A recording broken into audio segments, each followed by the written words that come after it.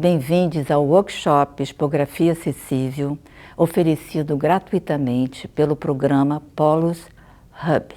Meu nome é Leila Scafe Rodrigues, eu sou arquiteta, sou uma mulher branca, de cabelos castanhos, caracolados, já com bastante cabelo branco misturado. Eu uso um óculos grande, escuro, e estou de brinco, uma camiseta preta sem manga.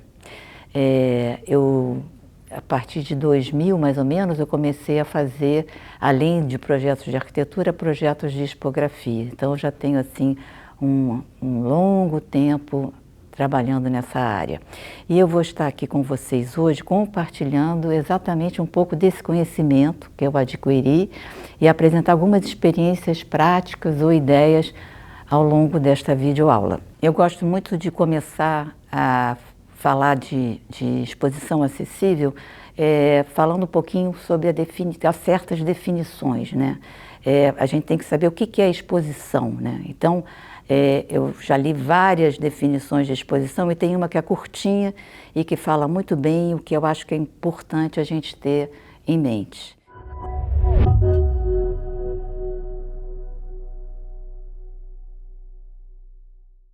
Exposição é um meio pelo qual uma instituição, ou museu, ou centro cultural se comunica com o público. Então, exposição é comunicação. E ela se dá através da composição de uma narrativa que muitas vezes nos ensina, nos instiga e nos educa. Nos últimos anos, o papel dos museus e desses centros culturais e galerias foram se transformando e passaram a ser também um local de convívio e de encontros. Com isto, passaram a atuar de forma muito positiva nas mudanças tão necessárias na estrutura social. O convívio entre pessoas com características diferentes tem um importante desempenho na eliminação de barreiras entre grupos, né? E oferecer essa acessibilidade gera justamente a inclusão de todos.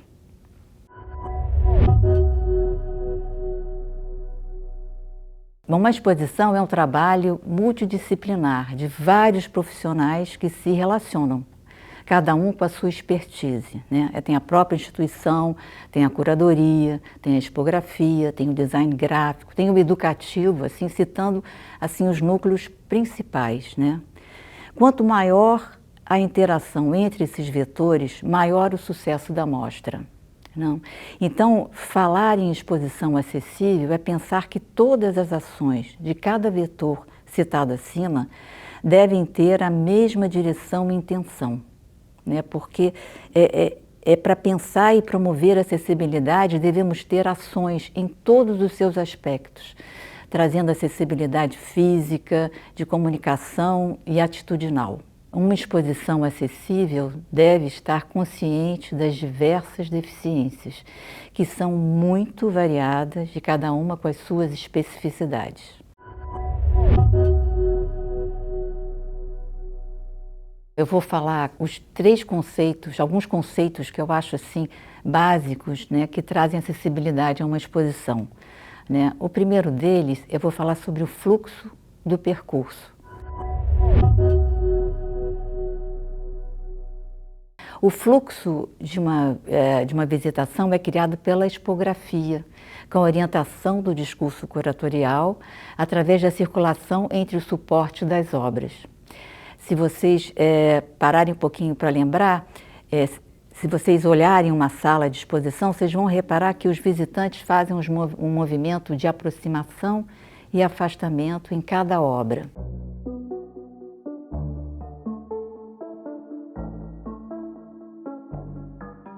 Né? Ora aproxima, ora afasta um pouquinho, ora afasta um pouquinho mais, ora volta a aproximar.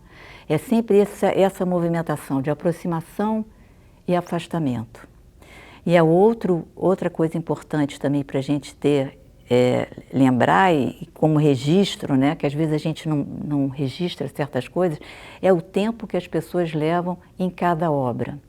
Ou, por exemplo, num texto, na parede que tem um texto, o tempo que as pessoas levam parada em frente a essa parede é maior do que talvez uma obra de dimensões muito grandes, né? Uma obra de dimensões pequenas, com muitos detalhes, a pessoa vai ficar mais tempo na frente dessa obra. É lógico que o que eu estou falando é uma regra geral, né? Vão ter pessoas que vão passar como passeando na calçada, né? Mas as pessoas que querem realmente ver uma exposição vão fazer sempre esse movimento, aproximação, afastamento e o tempo. Quando a gente começa a criar a arquitetura, né, da exposição, de uma sala de exposição, né, nós temos que ter uma atenção a esse público diverso, né, que a gente quer atingir, que a gente quer enfim, que curta, que participa, que aproveite, né, desfrute dessa exposição que a gente está montando, né. Então, essa arquitetura é criada primeiro pelas paredes do próprio sala expositiva. Aí tem as paredes cenográficas, tem as bases, tem as vitrines horizontais, tem as vitrines verticais, tem estruturas aéreas, espaciais, né? Então, todos esses elementos distribuídos é que vão fazer essa arquitetura e criar esse fluxo de visitação à exposição.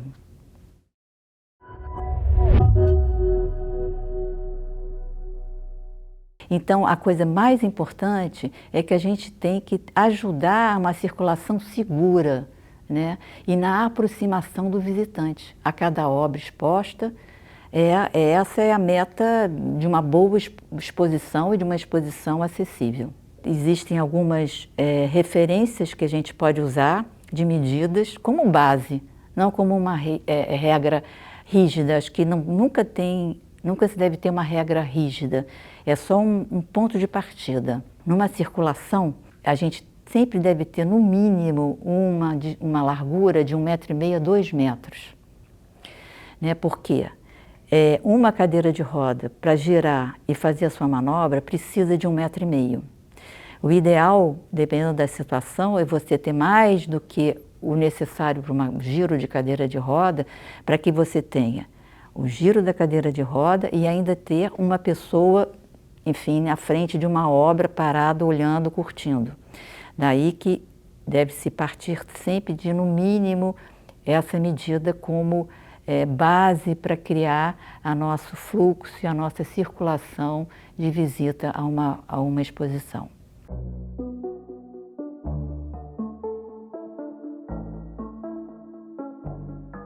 Outra medida que é muito importante para servir de parâmetro é a altura da localização das obras nas paredes.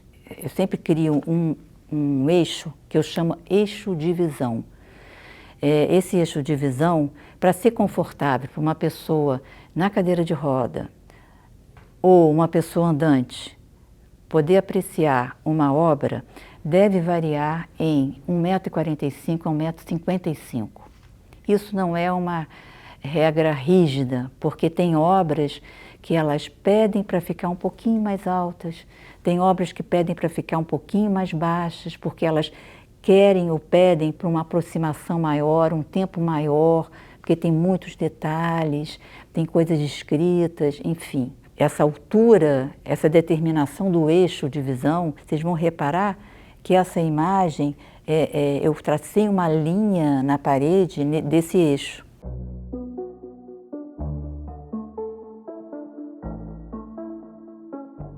Essa linha de eixo passa, ora, no eixo da obra, ora ela passa entre a distância entre uma obra e outra, que acontece que a paginação da parede coloca uma obra sobre a outra. Às vezes, ela é o ponto de partida do topo da obra para baixo.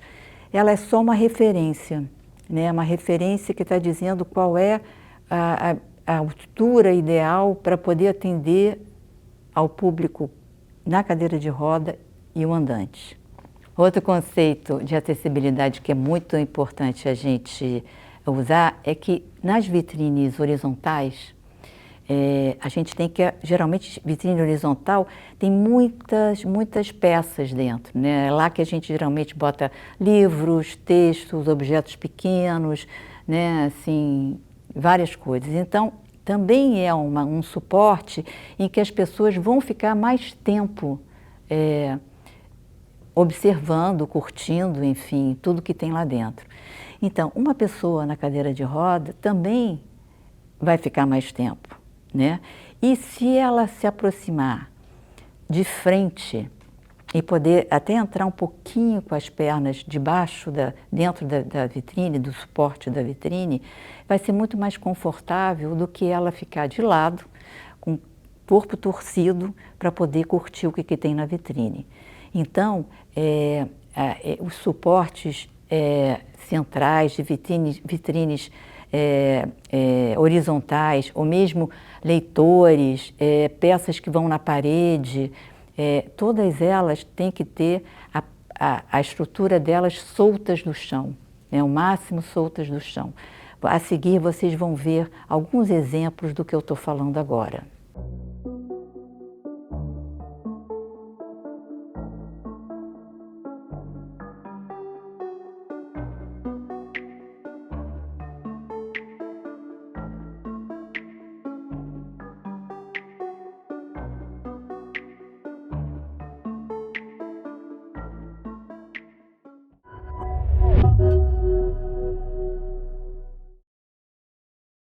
O segundo conceito que é importante a gente falar é sobre a cor que a gente utiliza nas exposições. Ela também é uma aliada para ajudar na acessibilidade de comunicação. Geralmente, as escolhas das cores eu sempre faço junto ao design gráfico, né? Que é ele que faz a identidade visual da exposição, ele que diagrama todos os textos, as legendas, né?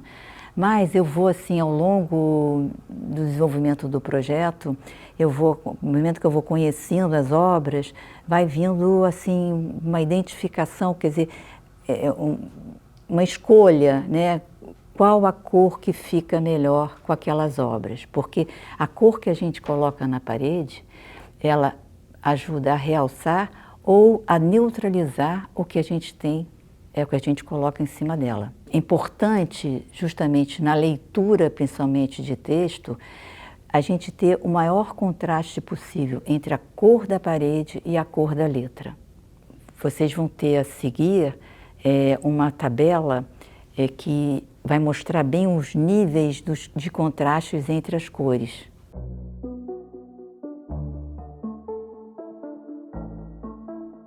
Outros fatores são muito importantes também nessa boa leitura na parede, né? Que é a própria tipologia, o afastamento entre as linhas, o tamanho das letras, né? E também, que às vezes é pouco falado, é o conteúdo dos textos, né? Tem curadores que fazem textos enormes, fechados, complexos. Texto de parede tem que ser curto, tem que ser objetivo, tem que atingir o maior número de pessoas.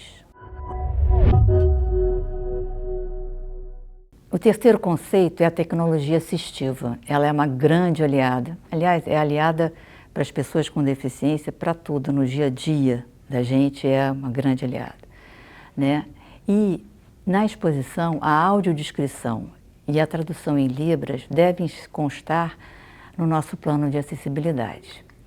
Hoje se usa muito o QR Code que contém, além de conter a audiodescrição das obras, também pode conter a tradução em Libras, pode conter as legendas em outras línguas, inglês, pode ter um desenvolvimento da legenda, né, com mais informações sobre a obra.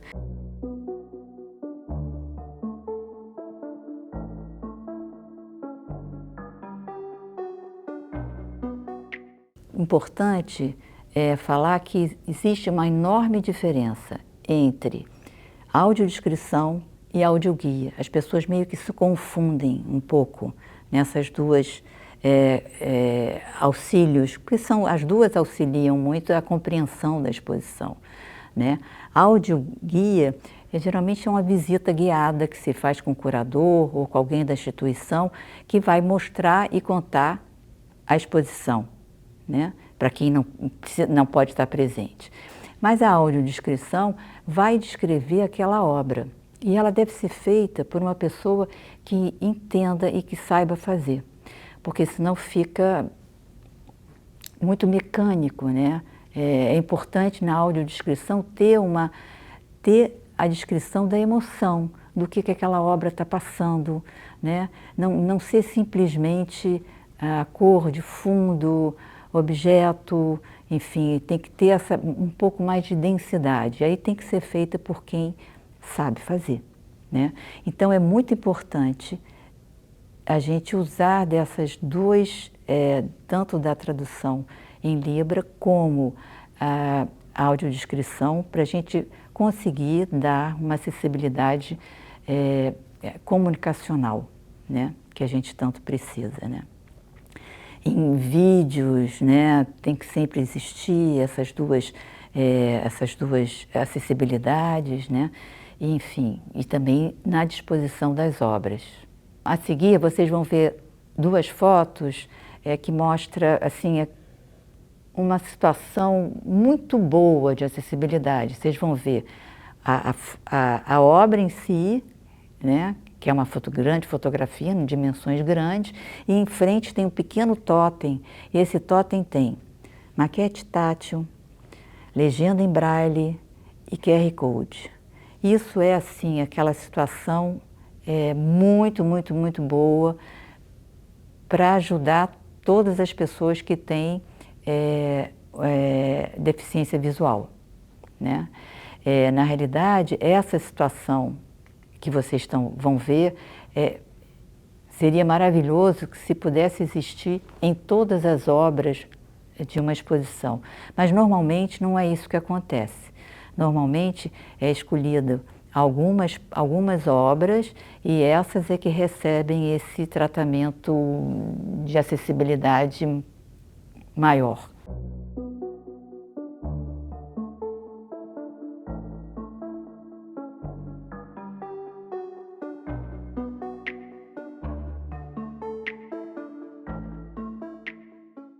A outra coisa que a gente pode usar com uma certa cuidado é o piso tátil.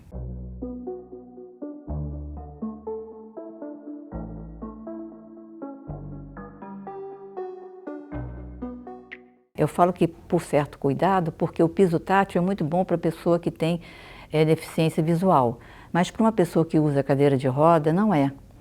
Então a sala tem que ter largura suficiente para poder atender esses dois grupos de pessoas, tanto as pessoas cegas quanto as pessoas que usam cadeira de roda ou que têm mobilidade reduzida, como eu, por exemplo. O desejo é que a montagem da exposição proporcione a maior autonomia de circulação a todos os visitantes, instigando a compreensão e diálogo de todos com o discurso curatorial. Seguir o roteiro, né, que eu descrevi aqui para vocês, às vezes não é possível. E mesmo quando ele acontece, pode ser que não atenda a todos, né? Várias ações que promovem a acessibilidade atitudinal devem atuar para completar ou dar a acessibilidade desejada. São visitas mediadas, são programas para grupos específicos, são visitas agendadas individuais ou em grupo. Uma boa comunicação atenta às possíveis barreiras que possam ser encontradas na visita e, consequentemente, a oferta de ajuda e monitoramento para suplantá-las são algumas das ações que compreendem a acessibilidade atitudinal, que tem uma importância enorme e deve extrapolar a sala expositiva e permear todos os espaços da instituição. Então, cada exposição tem seu roteiro, sua lista de obras, que são acessíveis por si só ou não. O importante é ter o cuidado e o trabalho de tornar possível a todos os visitantes se relacionarem com cada obra e o seu contexto no discurso curatorial.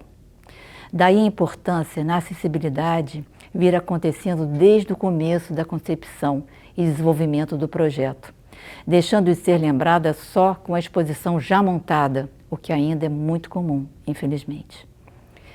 Qualquer exposição pode nascer com o desejo de ser acessível e ter ações que a faça para todos. Nas interações da curadoria com a expografia e desenho gráfico, com a ajuda do educativo que traz as possíveis dificuldades de acesso de cada obra pelo público, é que chegamos às soluções e escolhas expográficas de comunicação e atitudinais que trarão a acessibilidade desejada. A acessibilidade é um processo que se desenvolve dessas interações, do convívio que traz muitos conhecimentos. A própria busca de acessibilidade deve ser constante, com alguns sucessos e vários aprendizados, mas sempre presentes. Quero agradecer a todos essa oportunidade de estar aqui, podendo passar para vocês esses conceitos, essas minhas experiências que eu fui armazenando durante esses 20 anos. Espero que seja de um ótimo proveito a todos.